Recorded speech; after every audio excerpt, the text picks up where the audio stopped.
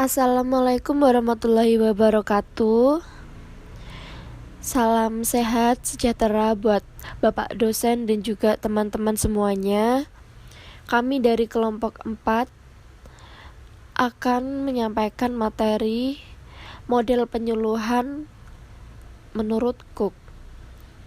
Sebelumnya, perkenalkan terlebih dahulu anggota dari kelompok kami. Yang pertama ada saya sendiri, Anisia Puspitasari sebagai moderator. Kemudian rekan-rekan saya Bella Miliana, Indah Trinovia, Namira Putri Larasati, Nadia Rama, dan juga Zalfa Farhana. Untuk pembagian slide-nya, slide yang pertama akan disampaikan oleh Namira, kemudian slide selanjutnya akan disampaikan oleh Anissa, slide kelima akan disampaikan oleh Zalfa, slide ke-6-7 akan disampaikan oleh Bella, Nadia, dan juga Indah. Langsung saja slide pertama akan disampaikan oleh Namira. Saya Namira Putri Larasati akan menjelaskan tentang materi perencanaan program penyuluhan. Perencanaan itu sendiri menurut Mardikanto tahun 1993 adalah upaya sadar yang dirancang atau dirumuskan guna tercapainya tujuan, kebutuhan, keinginan, minat masyarakat untuk siapa program tersebut ditujukan. Lalu, perencanaan program penyuluhan itu sendiri adalah suatu proses yang berkelanjutan dan dirumuskan secara bersama oleh penyuluh dengan masyarakat sasaran yang nantinya akan membawa perubahan ke arah kemajuan.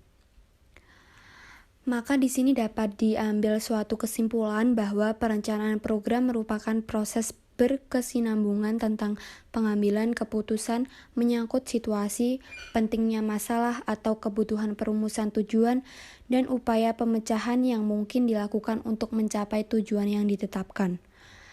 Keputusan yang diambil pada perencanaan program harus mengandung pengetahuan yang tepat di masa yang akan datang. Demikian penjelasan dari saya. Oke, slide selanjutnya mengenai manfaat program penyuluhan akan saya sampaikan. Yang pertama, memberi acuan dalam mempertimbangkan tentang hal-hal yang harus dilakukan dan cara melaksanakannya. Yang kedua, merupakan acuan yang dapat digunakan untuk menghindari terjadinya salah pengertian. Yang ketiga, sebagai pedoman pengambilan keputusan terhadap adanya usul ataupun saran penyempurnaan. Yang keempat, mencegah adanya salah pengertian tentang tujuan akhir. Kemudian yang terakhir, yang kelima, memberikan keterlibatan personil dalam setiap tahapan program yang berkesinambungan tersebut hingga tercapainya tujuan. Baik, saya Zalfa Farhana di sini akan menjelaskan mengenai model Cook tahun 1962. Nah, model ini merupakan model penyuluhan yang didasarkan pada kenyataan yang terjadi di lapangan. Nah, model ini tuh dibagi menjadi 9 tahap. Yang pertama ada survei, lalu analisis situasi, identifikasi masalah, menetapkan alternatif pemecahan masalah, menentukan tujuan dan ruang lingkup pemecahan, lalu ada penyusunan rencana kerja, pelaksanaan rencana kerja, evaluasi, serta rekonsiderasi. Nah, untuk lebih jelasnya akan disampaikan oleh pemateri selanjutnya. Yang pertama yaitu survei, yaitu mengumpulkan data yang ada di lapangan berdasarkan fakta untuk menentukan masalah tujuan atau kegiatan yang akan direncanakan. Yang kedua yaitu ada analisis situasi, yaitu menganalisis data yang diperoleh dari lapangan, termasuk di dalamnya ada menganalisis sumber daya yang potensial untuk dikembangkan, perilaku masyarakat sasaran, keadaan yang ingin dicapai dan yang sudah dicapai, dan sebagainya. Yang ketiga ada identifikasi masalah. Tahap ini merupakan merumuskan faktor-faktor yang menyebabkan tidak tercapainya tujuan yang dikehendaki. Identifikasi ini dapat dilakukan dengan menganalisis kesenjangan antara data potensial dengan data aktual, antara keadaan yang ingin dicapai dengan yang sudah dicapai, dan sebagainya. Lalu yang keempat, menetapkan alternatif pemecahan masalah. Untuk upaya mencari alternatif solusi dari masalah yang dihadapi. Nomor 5.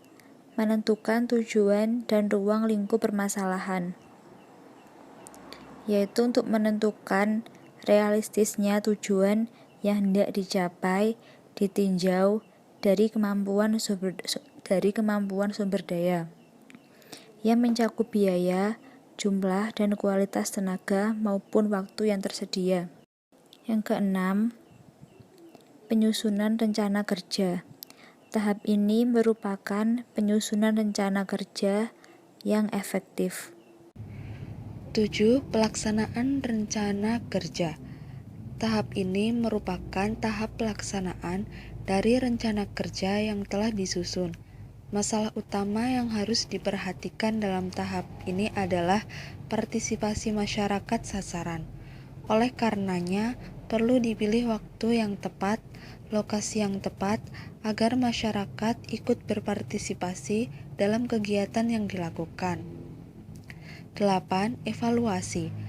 Tahap ini merupakan kegiatan monitoring pelaksanaan kegiatan yang dilakukan untuk melihat sejauh mana tujuan telah dicapai. Yang terakhir, rekonsiderasi. Rekonsiderasi dimaksudkan untuk meninjau kembali rumusan program termasuk kegiatan-kegiatan yang telah dilakukan. Oke, sekian dalam pemaparan model penyuluhan menurut Cook yang disampaikan oleh kelompok kami. Semoga ilmunya bermanfaat, dan jika ingin ada yang ditanyakan, silakan tanyakan di diskusi grup. Sekian, terima kasih. Wassalamualaikum warahmatullahi wabarakatuh.